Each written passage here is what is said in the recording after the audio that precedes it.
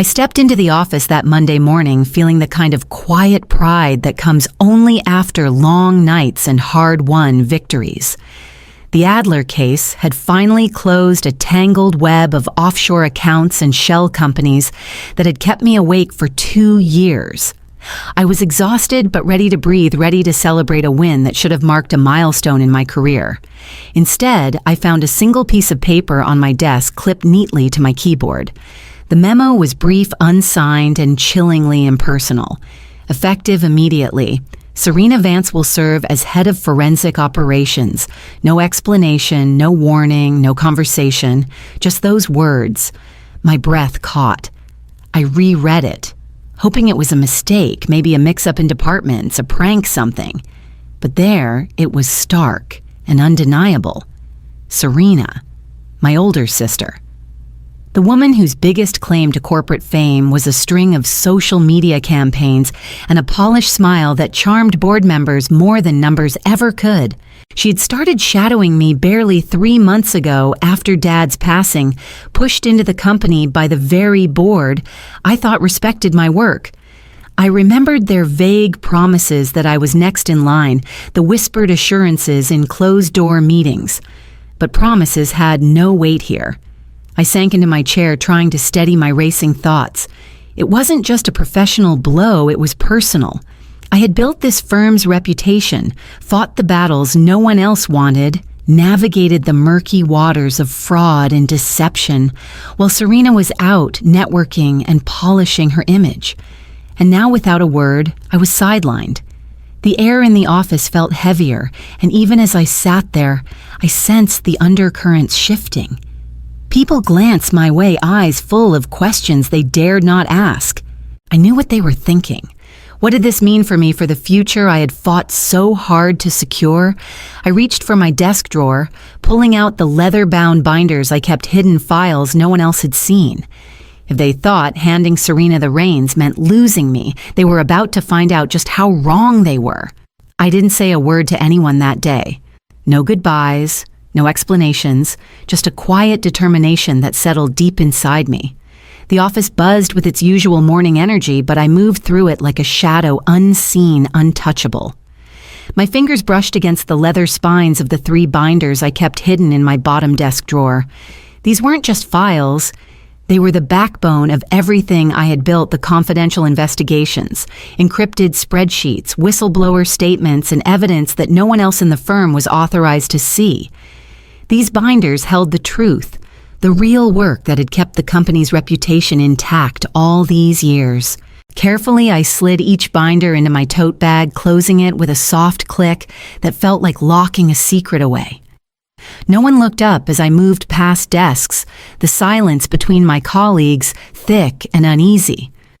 Word had probably already spread. Serena was the new head now, and I was fading from their world. That thought brought a bitter sting, but it was nothing compared to the fire burning inside me. I powered down my computer and turned off my phone, shutting it down completely so I wouldn't be distracted by calls or messages. No more interruptions, no more reminders of what I was losing.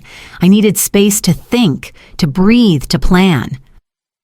As I stepped into the elevator, the mirrored walls reflected a woman I barely recognized. My hair was pulled tight, my eyes sharp and steady, but inside I was a storm. I didn't need the title anymore. Let them have it. They could hand it to Serena, who smiled well for the cameras, but didn't know the first thing about what ran beneath the surface. Outside, the cold Chicago air hit me as I walked away from the building that had been my life for so long. I wasn't running. I was waiting, watching, preparing. Because those binders weren't just paper and ink, they were power, and the moment to use it was coming. The days after I left were quieter than I expected, but I knew silence didn't mean calm. Behind the scenes, things were falling apart. Serena's leadership was unraveling fast. Without the detailed knowledge and steady hand I had provided, mistakes began to pile up. A 9 million client slipped away lost because of missed deadlines and mishandled audits errors that would have been unthinkable under my watch. Calls and messages flooded my phone, each one more urgent than the last. Former colleagues, clients, even regulators reached out desperate for help. They knew I was the one who truly understood the work, the hidden complexities others overlooked. But I stayed silent, refusing to step in without control, unwilling to clean up a mess that was never mine to make. It was frustrating to hear about failures I could have prevented. The firm's reputation, built painstakingly over years, was at risk. Serena's public appearances and smooth speeches did little to reassure those who knew the truth. Behind closed doors, doubt and anxiety spread like wildfire among staff and clients alike. The confidence I had worked so hard to build was eroding rapidly. Even the people I had trained seemed torn loyal to me but uncertain about the future. I sensed their hesitation, the quiet questions about whether I would return or had truly left for good. It was hard not to feel isolated like a ghost lingering on the edges of a place I once called home. Still, I held my ground. I was watching, waiting for the right moment. The binders I carried were more than just files.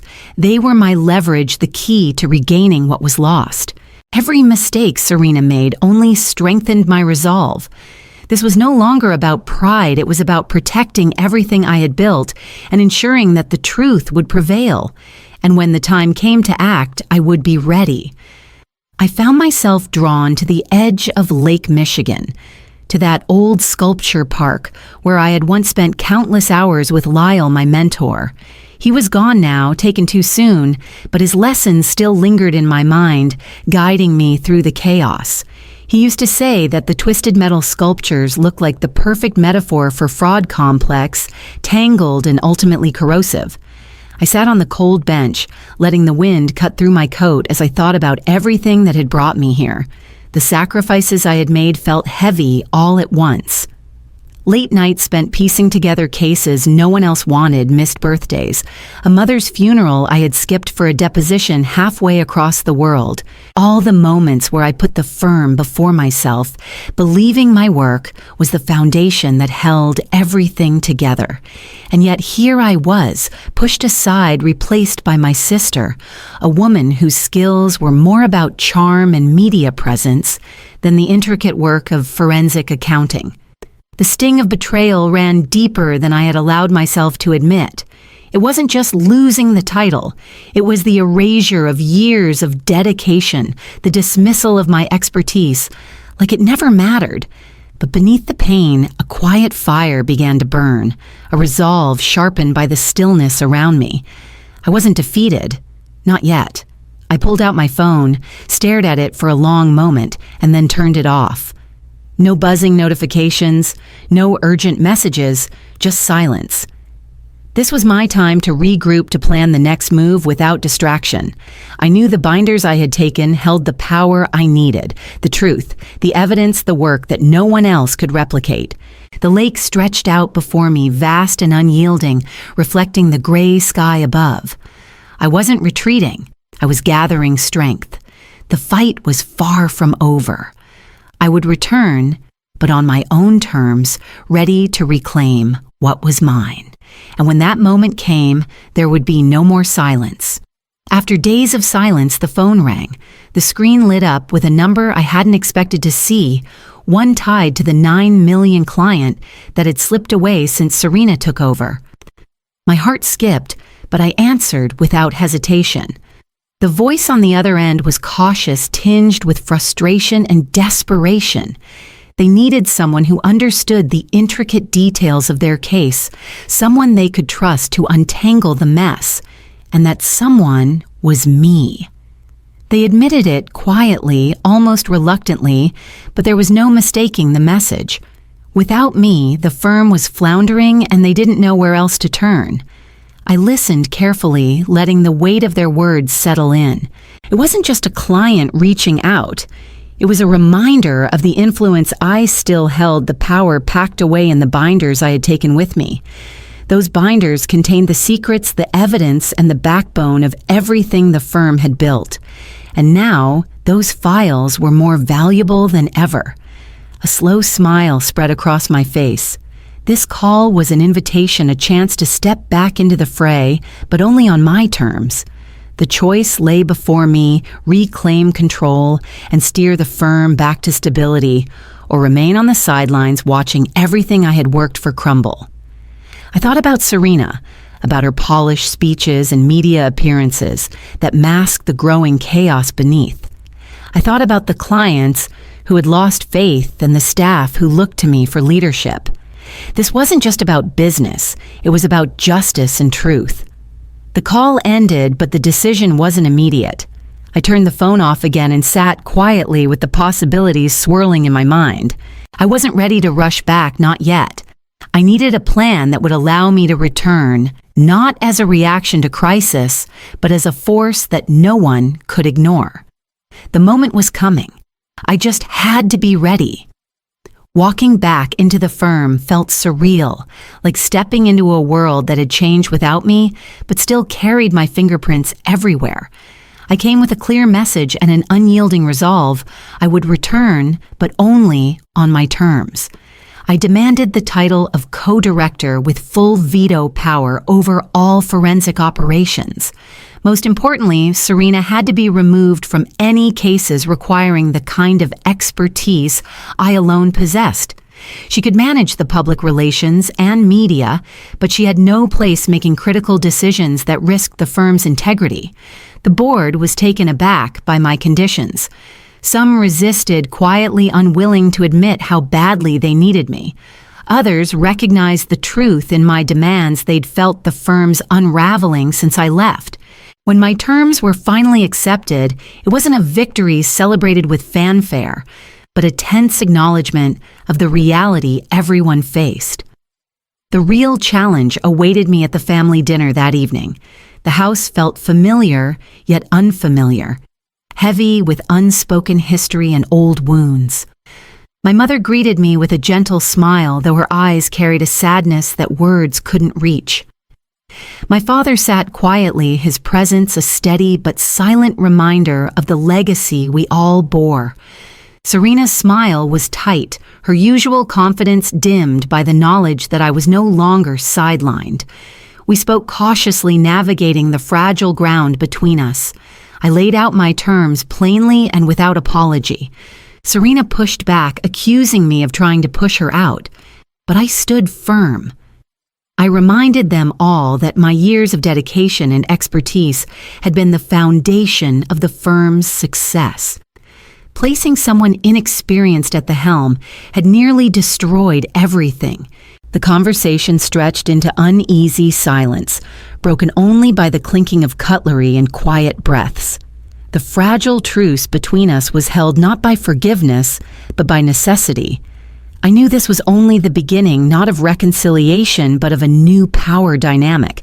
When I left that night, I wasn't hopeful for healing old wounds. Instead, I was determined to lead with clarity and strength. The real battle was just beginning, and I was ready. The boardroom was a battlefield disguised as a meeting room. Every session was a test of wills, a game of strategy where alliances shifted with every word spoken. Serena arrived armed with polished presentations and a practiced smile, eager to charm the board and the media alike. Her focus was on image, on spinning narratives that distracted from the growing cracks beneath the surface. I, on the other hand, came armed with facts, figures, and an unshakable determination to rebuild the foundation she had fractured. My focus was on audits, compliance, and restoring the confidence that had been lost. Each proposal I brought forward was met with resistance from Serena's supporters, who viewed my methods as rigid or old-fashioned. But I knew that precision and discipline were the only way to repair the damage. Our clashes were fierce, the tension between us palpable in every exchange. When Serena suggested a public relations campaign to reshape the firm's story, I countered with a detailed plan to tighten internal controls and enforce stricter audit protocols. She accused me of being out of touch with the modern world. I reminded her that charm could never replace competence. The personal undercurrents made the professional battles even harder. Every disagreement felt like a collision between years of unresolved resentment and unspoken expectations. Serena's barbs often cut deeper than the boardroom walls, and I found myself navigating not only the firm's recovery, but the fragile threads of family loyalty. Yet despite the friction, there were moments when our goals aligned, both of us wanting the firm to succeed, even if our methods diverged sharply. I could see Serena's frustration mounting as her media strategies failed to cover the operational shortcomings. Meanwhile, my relentless push for order slowly began to win over skeptical board members and weary employees. The war was far from over, but with each meeting, the lines of power were redrawn. It was clear that this wasn't just a battle for the firm's future, it was a battle for control, influence, and ultimately respect. And in this fight, every move counted. Slowly but surely, the tide began to turn. The clients who had once walked away started to return their calls, reaching my desk instead of Serena's. I was meticulous, leaving no room for error, every file double-checked, every protocol reinforced. The auditors and regulators who had raised concerns began to nod with cautious approval when I presented my reports. The firm's name, once sinking under the weight of mistakes, started to regain its footing. The $9 million case that had slipped through our fingers was the ultimate test. I poured myself into the details, coordinating with every team member involved, ensuring no loose ends remained. When the final confirmation came through, the funds recovered and secured, I felt a quiet satisfaction. It was more than just a win for the firm. It was a personal victory, a reclaiming of what had been lost. Serena, meanwhile, found her role shifting naturally. Her strengths lay in public relations and media appearances, and she took to it with the enthusiasm of someone who had finally found her niche. It was clear she had accepted, if begrudgingly, that the reins of forensic operations were no longer hers to hold. The staff's mood changed, too. Where there had been uncertainty and fear, there was now cautious optimism. Teams that had been fractured began to function as units. Again, clients received timely updates, and the board meetings lost some of their hostility. The momentum was on my side. Yet beneath the surface of progress, something remained unresolved. The fractures in family ties and lingering resentments hadn't simply vanished with restored contracts and improved audits. Victory on paper didn't automatically heal the deeper wounds between Serena and me, or the scars left by years of competition and silence. Still, the work had to continue. The firm's future depended on more than just one case won. It depended on sustained trust, unwavering discipline, and the ability to move forward. And I was ready for the next steps. The invitation came in a simple text from my mother, the kind of message that carried no pressure or expectation, just an invitation to dinner. No business talk, just family, she wrote. It was brief, but after everything that had happened, it felt heavy with possibility. I stared at the words for a long moment, wondering what had changed to make her reach out this way. When I arrived that evening, the house looked the same, but the atmosphere was different, softer, quieter. The table was set meticulously with fine china and polished silverware, but there was no fanfare, no forced cheer. My seat was already pulled out as if they had been waiting for me, yet there was a distance I couldn't ignore. It was clear none of us expected this night to erase the past. Serena was there too, but the usual spark of rivalry in her eyes was dimmed. She greeted me with a tentative smile, one that felt less like a challenge and more like an offering of truce. My mother moved through the kitchen with a calmness I hadn't seen in years, while my father remained quiet, his gaze steady but unreadable. The conversation was gentle and cautious, carefully avoiding the topics that had divided us. We spoke about neutral things, the weather work in general, small everyday updates. No accusations, no old wounds reopened. It was a fragile piece stitched together by silence and subtle understanding. As the evening unfolded, I realized this wasn't about reconciliation or forgetting. It was about acknowledging the reality of our fractured family, about learning to coexist with the cracks instead of pretending they weren't there. We weren't whole, not yet, but maybe we were enough. I didn't feel the need to explain myself or seek forgiveness. I had long since stopped trying to fix what was broken beyond repair. Instead, I embraced this quiet moment for what it was: a step forward, however small. When I left that night, the air felt different, charged with a tentative hope. The past was still there, but so was the possibility of moving on. And as I closed the door behind me, I knew the true journey was just beginning.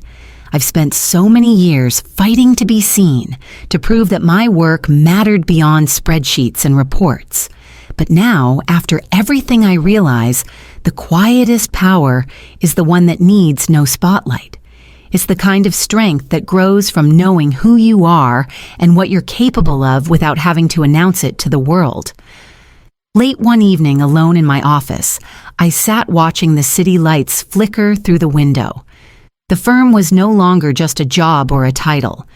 It was the sum of every sacrifice, every late night, every hard-earned victory. The contracts signed, the cases closed, the audits completed with exacting care, these were the tangible marks of my return. But beyond that, it was the respect in the room when I spoke the trust that no one questioned anymore. I thought back to the path that led me here, the betrayals that cut deep, the silent exits, the quiet battles behind closed doors. Each one had shaped me in ways I hadn't understood at the time. I learned that control isn't about shouting louder or pushing harder. It's about patience, resilience, and knowing when to advance and when to wait. Family ties remained complicated, layered with history, pain, and unspoken truths. But I stopped trying to fix what wasn't mine to repair. Instead, I focused on what I could shape: my work, my decisions, my future. In that choice, I found peace. My phone buzzed quietly on the desk, a message from an old colleague checking in, a small reminder that I wasn't alone. I smiled, not because I needed their approval, but because real connection, honest, grounded connection, was part of the strength I now carried with quiet grace. The past no longer haunted me. It was my foundation. From there, I was ready to build whatever came next on my own terms, without apology or doubt.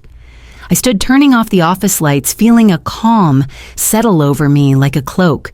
The city hummed quietly below, and so would I, steady, confident, and quietly in control of my life and everything I'd worked so hard to reclaim.